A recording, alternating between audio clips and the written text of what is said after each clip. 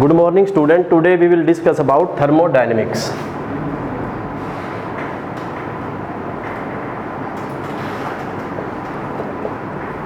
So we all study about thermodynamics in 10th, 11th and 12th, यानी कि ज़्यादातर हम थर्मोडायनेमिक्स के बारे में थोड़ा बहुत बेसिक्स जानते हैं और उसी को अब हम आगे प्रोसीड करेंगे।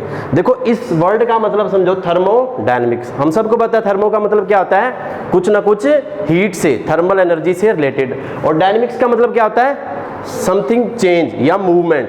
तो थर्मोडायनेमिक्स में साफ पता चल रहा है, इसमें हम क्या पढ़ेंगे, एनर्जी का मूवमेंट, यानी कि हीट एनर्जी का मूवमेंट। वो एक फॉर्म से दूसरी फॉर्म में चेंज होगी, वो कभी वर्क डन से एनर्जी में चेंज होगी, एनर्जी से वर्क डन में। ठीक है, तो सबसे पहले थर्मोडायनेमिक्स में हम थोड़ी सी बेसिक डेफिनेशन, वो आप वैसे तो जानते हो सब, बट उसको फिर थोड़ा सा हम रिवाइज करेंगे ताकि उस अच्छे से क्लियर हो जाए। तो थोड़ी सी डेफिनेशन हम पढ़ेंगे इसमें। तो सबसे पहले आप लिखो इसमें माइक्रो, एक मिनट कहाँ से स्टार्ट करेंगे, माइक्रोस्कोपिक वेरिएबल्स। सबसे पहले आप लिखो माइक्रोस्कोपिक वेरिएबल्स, माइक्रोस्कोपिक वेरिएबल। देखो माइक्रोस्कोपिक का सबको पता है ना, माइक्रोस्कोपिक जब भी वर्ड आता है तो इसका मतलब होता है कुछ ना कुछ बिल्कुल छोटी चीज, यानी कि एक तो मैक्रोस्कोपिक वर्ड होता है और एक माइक्रोस्कोपिक। तो माइक्रोस्कोपिक वेरिएबल, अब मैं थोड़ा सा पहले बता देता हूं, जहां पर भी थर्मोडायनेमिक्स वर्ड का यूज होगा ना, तो उसका मतलब है कि उसमें आपको क्या आएगा, एक सिस्टम होएगा और सराउंडिंग। और थर्मोडायनेमिक में सिस्टम का मतलब क्या है, आपके पास एक वेसल होएगा और उसके अंदर क्या आएगी, गैस। क्या आएगी उसके अंदर, गैस के मॉलिक्यूल होंगे। तो वो गैस के मॉलिक्यूल की सारी स्टडी करनी है। अब उन गैस मॉलिक्यूल में माइक्रोस्कोपिक वेरिएबल क्या होते हैं, जो छोटे छोटे, जैसे देखो कोई भी हमारे पास मान लो एक थर्मोडायनेमिक सिस्टम है, तो इसमें माइक्रोस्कोपिक वेरिएबल क्या होंगे, वो वेरिएबल्स जो इस सिस्टम के अंदर इंडिविजुअल पार्टिकल से रिलेटेड है ना, उनको बोलते हैं माइक्रोस्कोपिक वेरिएबल। क्या बोलते हैं उसको, जैसे इसके अंदर सिस्टम, हमारे पास एक वेसल है, उसके अंदर गैस है, तो इस गैस का जो पार्टिकल है, उसका जो मास है, ये क्या है, उस इंडिविजुअल पार्टिकल का मास है ना, तो ये क्या है, माइक्रोस्कोपिक वेरिएबल। इसका मास हो गया, ठीक है, और क्या हो सकता है, एक तो मास हो गया, मोमेंटम हो गया, वेलोसिटी होगी, इंडिविजुअल पार्टिकल की काइनेटिक एनर्जी होगी, तो ये सारे क्या है, माइक्रोस्कोपिक वेरिएबल। तो लिख लो इसकी डेफिनेशन माइक्रोस्कोपिक वेरिएबल की, the parameter related to individual particles of system, the parameter related to the individual particle of the system, the parameter related to the individual particle of system। इसमें example लिख लो, मास लिख लो, momentum लिख लो, magnetic moment लिख लेना। Parameter related to the individual, यानी कि एक एक पार्टिकल से रिलेटेड है, मास होगा तो ये सिंगल पार्टिकल का होगा। ठीक है, लिख लिया सबने, आ गया सबको समझ में। उसके बाद लिखो macroscopic variable.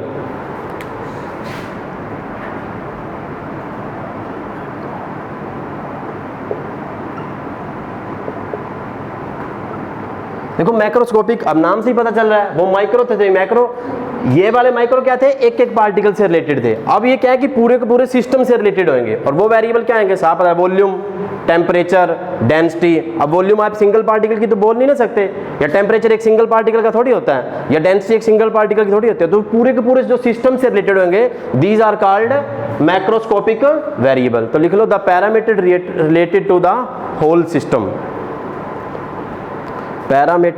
Parameter related to the whole system, वो होते हैं मैक्रोस्कोपिक पैरामीटर। ठीक है, तो आगे समझे, मतलब पूरी की पूरी थर्मोडायनेमिक्स में ना आपके पास दो तरीके की वेरिएबल होंगे, या तो माइक्रोस्कोपिक होंगे या वो मैक्रोस्कोपिक वेरिएबल होंगे। ठीक है, उसके बाद लिखो अब इसकी कुछ और प्रॉपर्टी होती हैं, एक्सटेंसिव दो।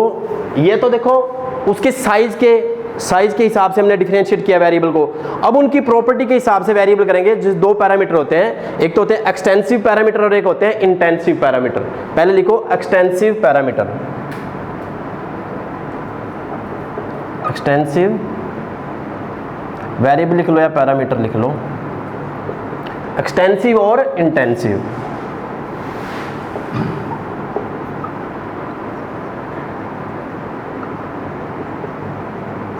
देखो इनके नाम से पता चल रहा है, एक्सटेंसिव मतलब कुछ एक्सटर्नल, बाहर से रिलेटेड, और इंटेंसिव मतलब उसके अंदर से, उसके अंदरूनी, ठीक है। तो एक्सटेंसिव पैरामीटर वो होते हैं जो पैरामीटर सिस्टम को डिवाइड करने से चेंज हो जाते हैं, सिस्टम को बाहर से एक्सटर्नली डिवाइड करने से अगर वो पैरामीटर चेंज हो जाते हैं तो उनको बोलते हैं एक्सटेंसिव पैरामीटर।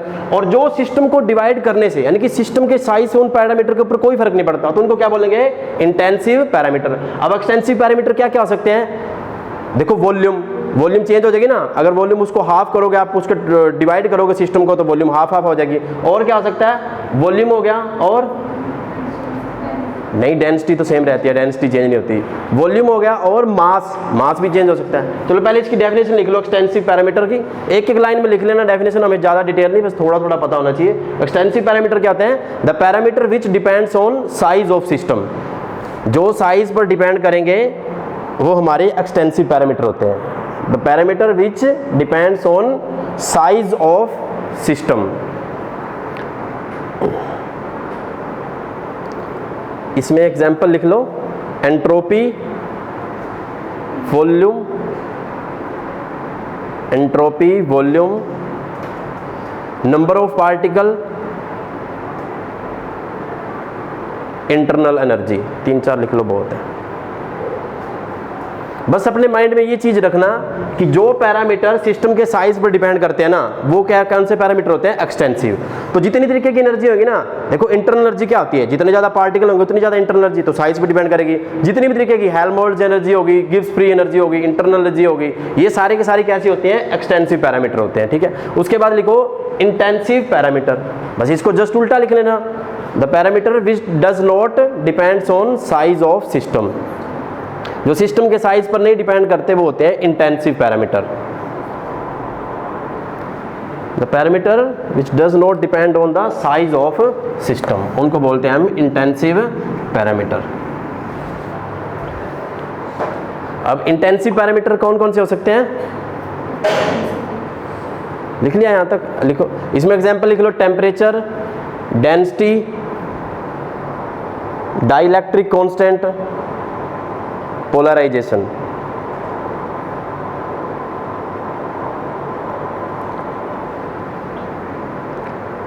टेम्परेचर हो गया, और इसमें केमिकल पोटेंशियल, प्रेशर भी, ये चीजें याद रखना क्योंकि इनसे रिलेटेड फिर क्वेश्चन आ जाता है। प्रेशर भी लिख लेना इसमें, इनके एग्जांपल में, और स्पेसिफिक हीट भी लिख लेना। प्रेशर, प्रेशर भी देखो, अब मैं बता दूं, जैसे मान लो हमारे पास कंटेनर में ना, या एक पिस्टन में हमारे पास गैस है, ठीक है। अब देखो अगर मान लो इसका टेम्परेचर T है, कितने टेम्परेचर, मान लो रूम टेम्परेचर पर ये रखा है, ठीक है। अगर इसको बीच में से डिवाइड, यहाँ से ऐसे 2 टुकड़े कर दो, यानी कि सिलेंडर को 2 पार्ट में कर दो, टेम्परेचर चेंज थोड़ी होगा, टेम्परेचर तो वही रहेगा। दूसरा देख लो, मान लो डेंसिटी है, मान लो दूध है आपको, मान लो 1 लीटर या एक बाल्टी में दूध रखा है, उसकी पहले फैट निकाल लो, मतलब डेंसिटी निकाल लो। अब उसको चाहे कितने गिलास में डाल के उसकी फैट निकाल लो, फैट तो सेम ही रहेगी ना, यानी कि उसकी डेंसिटी सेम रहेगी। तो यानी कि साइज का जिसके ऊपर कुछ फर्क नहीं पड़ता, वो कैसे पैरामीटर होते हैं, इंटेंसिव पैरामीटर। देखो जिसको कोई डाउट होगा ना जहां पर भी, वो वहीं पर क्वेश्चन पूछ सकता है। Are you understand completely? Note.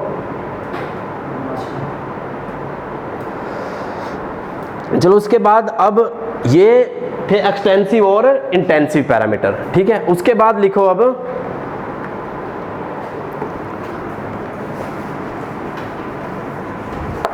देखो हमने, अच्छा एक चीज बताओ, थर्मोडायनेमिक्स में वेरिएबल का मतलब क्या होता है? कहीं पर भी अगर थर्मोडायनेमिक्स में वेरिएबल वर्ड आ रहा है तो उसका क्या मतलब होगा? वॉल्यूम, प्रेशर, जितने भी हम ये सारी चीजें पढ़ रहे हैं, किसी भी थर्मोडायनेमिक स्टेट को डिफाइन करने के लिए जो जो चीजें बताते हैं हम, थर्मोडायनेमिक स्टेट को डिफाइन करने का मतलब क्या होता है? सिलेंडर में आप टेम्परेचर बताओगे, इसका इतना टेम्परेचर है, इतना प्रेशर है, वॉल्यूम है, तो किसी भी स्टेट को डिफाइन करने के लिए जो जो चीजें बता रहे हैं वो सारे क्या हैं? वेरिएबल्स। वो सारे क्या हैं? वेरिएबल्स। अब देखो अभी तक हम क्या कर रहे हैं, इन सारे वेरिएबल्स को अलग अलग तरीके से क्लासीफाई कर रहे हैं। तो एक तरीका और होता है इनको क्लासीफाई करने का, 2 तरीके होते हैं, स्टेट वेरिएबल और एक पाथ वेरिएबल होते हैं। सुना होगा ना नाम, थोड़ा थोड़ा धुंधला याद होगा। स्टेट वेरिएबल, देखो नाम से पता चल रहा है, स्टेट वेरिएबल, जो वेरिएबल सिर्फ स्टेट पर डिपेंड करेगा वो कैसा वेरिएबल होगा? State variable. और जो वेरिएबल, अच्छा अब स्टेट का मतलब क्या है? देखो थर्मोडायनेमिक्स प्रोसेस जो होती है, थर्मोडायनेमिक्स प्रोसेस में क्या होता है? थर्मोडायनेमिक प्रोसेस क्या होता है? एक वेरिएबल, जैसे हमारे पास कोई पिस्टन रखा है या कोई सिस्टम है, वो एक जगह उसकी वॉल्यूम, टेम्परेचर, प्रेशर सब कुछ होगा, उसके वॉल्यूम, टेम्परेचर, प्रेशर को चेंज करके किसी दूसरी जगह पर लेके जाना, यानी कि दूसरी वैल्यू पर लेके जाना, वो क्या आएगी? Thermodynamic process. क्या आएगी वो? Thermodynamic process. तो स्टेट वेरिएबल वो होते हैं जो सिर्फ थर्मोडायनेमिक सिस्टम की इनिशियल और फाइनल स्टेट पर डिपेंड करेंगे, कि पहली इनिशियली स्टेट क्या थी उसकी और फाइनल स्टेट क्या है, यानी कि उस प्रोसीजर में, यानी कि वो किस रास्ते से प्रोसीड किया है वो रिएक्शन, या वो प्रोसीजर किस रास्ते से प्रोसीड हुआ है, उस पर डिपेंड नहीं करते, उसको बोलते हैं स्टेट वेरिएबल। क्या बोलते हैं उसको? State variable. तो लिखो अब स्टेट वेरिएबल, स्टेट वेरिएबल। तो पता लग गया ना कौन से वेरिएबल हैं? These are those variable which are only depend on initial and final state of the system. लिख लो, the variable which depends only on initial and final state of system, उनको बोलते हैं स्टेट वेरिएबल। क्या बोलते हैं उनको? State variable. स्टेट वेरिएबल लिख लो, pressure, volume, internal energy, pressure, volume, internal energy. अच्छा, अब स्टेट वेरिएबल में एक चीज और लिखना, देखो मान लो जैसे हमारे पास कोई भी वेरिएबल है, जैसे P और V ले लो, या कोई भी ले लो, ये F और यहाँ पर X, ठीक है।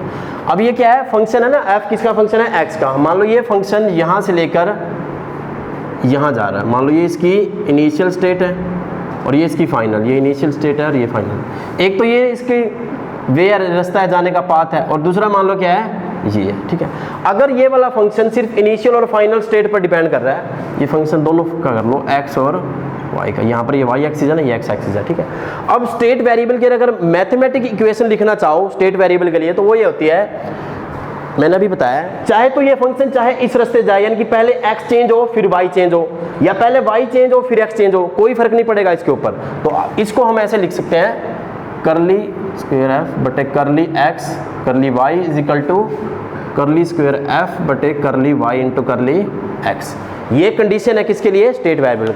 इन दोनों डिफरेंशिएशन में पता चल रहा है क्या मतलब है? इसमें क्या है? पहले तो इसमें x के रिस्पेक्ट में चेंज हुआ है, बाद में y में, और इसमें क्या हुआ है? पहले y के रिस्पेक्ट में चेंज हुआ है, बाद में x में। तो कोई फर्क नहीं पड़ता, चाहे आप पहले x में जाके फिर y की तरफ जाओ, या पहले y पर जाके फिर x की तरफ जाओ, कोई फर्क नहीं पड़ेगा इस फंक्शन के ऊपर। इसकी वैल्यू वही रहेगी, इस चीज पर डिपेंड करेगी कि शुरू में कहाँ था और लास्ट में कहाँ है। तो इसको बोलते हैं स्टेट वेरिएबल। तो ये कंडीशन है इसकी स्टेट वेरिएबल की, मैथमेटिकल कंडीशन। अगर कोई भी फंक्शन इस कंडीशन को सेटिस्फाई कर रहा है तो उसको हम स्टेट वेरिएबल बोलते हैं, ठीक है। उसके बाद लिखो पाथ वेरिएबल। स्टेट वेरिएबल की एग्जांपल लिख लिए थे ना, प्रेशर, वॉल्यूम, और भी लो इसमें बहुत सारे, इंटरनल एनर्जी बताया था मैंने, जितनी भी सारी एनर्जी होती है ना, internal energy, Helmholtz energy, Gibbs free energy, enthalpy, entropy, ये सारे स्टेट वेरिएबल होते हैं। लिख लो इनको क्योंकि इससे रिलेटेड क्वेश्चन आ जाता है, इसमें एग्जांपल में लिख लो। जितनी भी एनर्जी है ना, internal energy, Helmholtz free energy, Gibbs free energy और एंथैल्पी, एंट्रोपी, ये सारे के सारे स्टेट वेरिएबल्स होते हैं। उसके बाद लिखो पाथ वेरिएबल। पाथ वेरिएबल देखो, स्टार्टिंग में कुछ ये सारी डेफिनेशन है, ये कई लगभग स्टूडेंट ने पहले पढ़ी भी होती है, बट फिर भी एक बार थोड़ा बतानी पड़ती हैं, तो स्टार्टिंग में थोड़ा सा बोर हो सकते हो। उसके बाद तभी मैं जल्दी जल्दी करवा रहा हूँ क्योंकि लगभग आपको पता ही होती है सारी डेफिनेशन। उसके बाद लिखो path variable.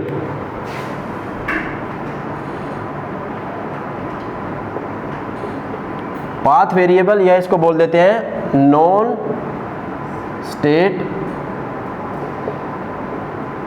Variable.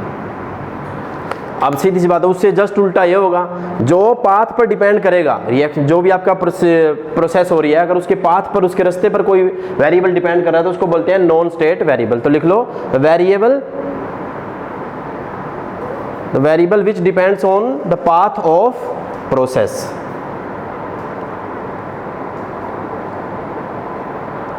Variable which depends on the path of process, उसको बोलते हैं नॉन स्टेट वेरिएबल। और इसमें क्या लिखोगे आप कि इस चीज का फर्क पड़ेगा कि अगर आप पहले x के रिस्पेक्ट में चेंज कर रहे हो या y के रिस्पेक्ट में,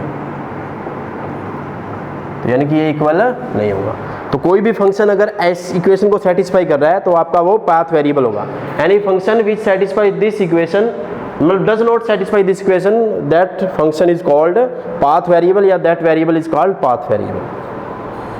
अब इसमें एग्जाम्पल लिख लो, हीट और वर्क, हीट और वर्क।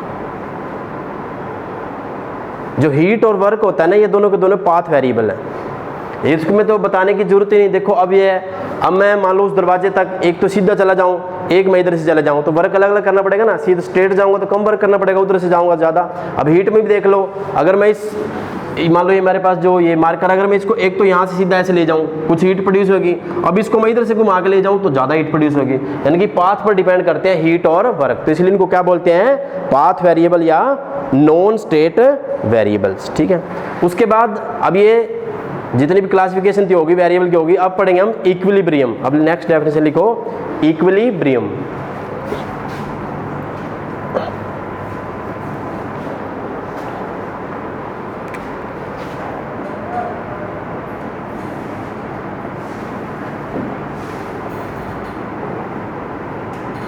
इक्विलिब्रियम सुना होगा ना नाम सबने इक्विलिब्रियम का। इक्विलिब्रियम क्या होता है, जहां पर कोई भी चीज रेस्ट पे हो, रुकी हो, कोई भी चेंज नहीं हो रहा कहीं पर भी। अगर किसी भी चीज में चेंज नहीं हो रहा तो उसको स्टेबल बोल देते हैं या इक्विलिब्रियम। ठीक है, तो इक्विलिब्रियम क्या होता है, अगर आपके सिस्टम में कहीं पर कोई चेंज नहीं हो रहा, बिल्कुल आपका सिस्टम रेस्ट पर है, रेस्ट पर ही बोल सकते हो उसको अगर सिंपल लैंग्वेज में बोलोगे। ठीक है, तो उसको हम क्या बोलते हैं, इक्विलिब्रियम। तो लिखो इसकी definition, if property of system does not change with time, if property of system does not change with time, then system is called in equilibrium. If property of the system does not change with time, property of system does not change with time, then system is called in equilibrium। बंद हो गया क्या?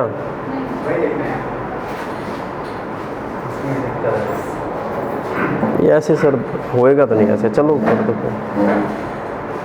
लिख लिया सबने equilibrium मतलब पता लग गया ना सबको? चलो ठीक है, कोई नहीं, ये बच्चे बता देंगे मेरे को।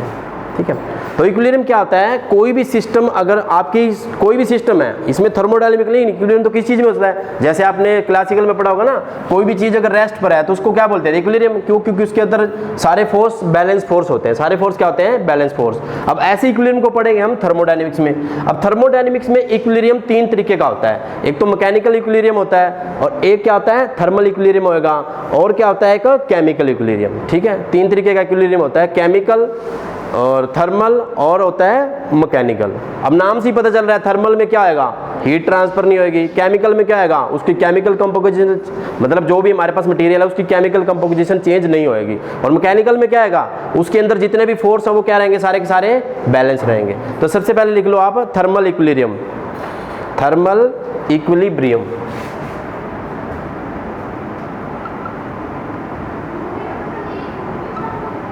थर्मल इक्विलिब्रियम, थर्मल इक्विलिब्रियम में लिखो, if there is no temperature difference, if there is no temperature difference between system and surrounding, if there is no temperature difference between system and surrounding and different part of system and different part of system,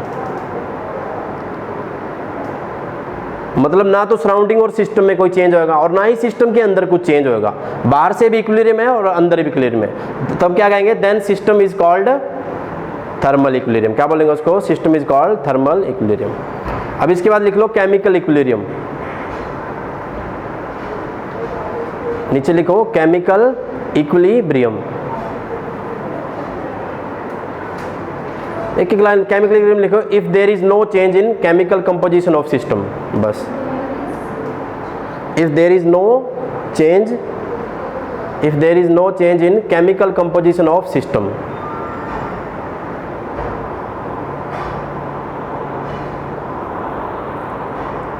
लिख लिया सबने? उसके बाद लिख लो mechanical equilibrium.